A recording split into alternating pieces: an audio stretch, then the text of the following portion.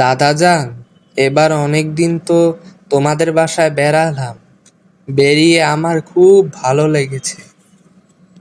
হ্যাঁ দাদু ভাই, অনেকদিন তোমাকে কাছে পেয়ে আমারও অনেক ভালো লেগেছে।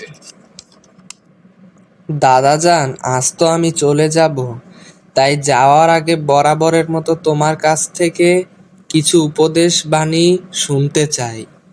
তাই দাদু ভাই, তোমার উপদেশ শোনার আগ্রহ দেখে অনেক খুশি হলাম।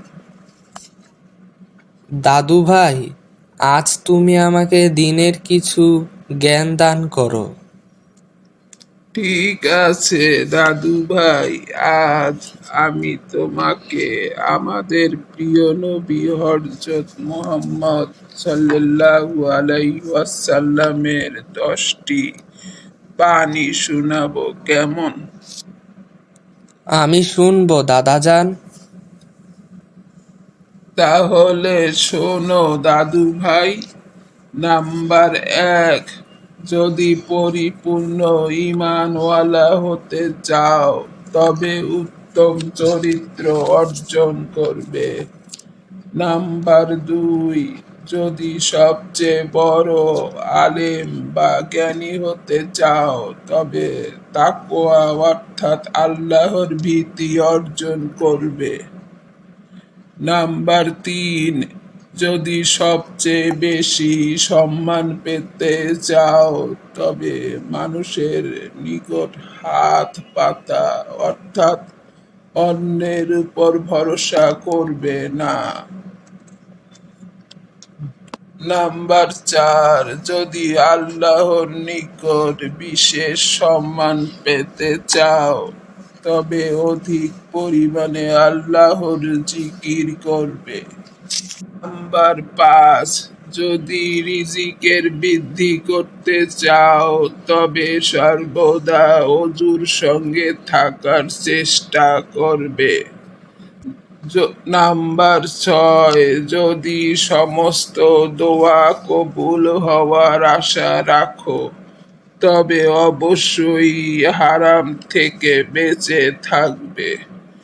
নাম্বার 7, যদি কিয়ামতের দিন আল্লাহর নূর নিয়ে উঠতে চাও তবে মানুষের উপর জুলুম করবে না।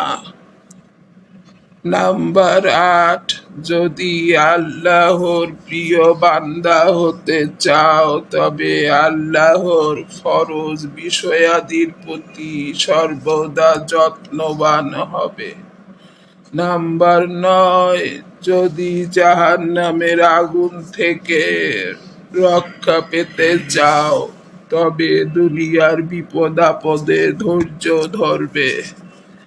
নাম্বার 10, যদি আল্লাহ তাআলার রাগ বা গোসা থেকে বাঁচতে চাও তবে গোপনে সদকা করবে, আত্মীয়তার সম্পর্ক রক্ষা করে চলবে এবং মানুষের উপর রাগ করা ছেড়ে দিবে।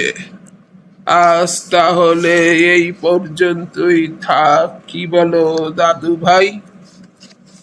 ঠিক আছে দাদাজান, তুমি আমাকে সর্বদা দোয়া করবে আমি যেন তোমার শোনানো রাসূল সাল্লাল্লাহু আলাইহি সাল্লাম এই বাণীগুলি জীবনে চলার পথে সর্বদা অনুসরণ করতে পারি।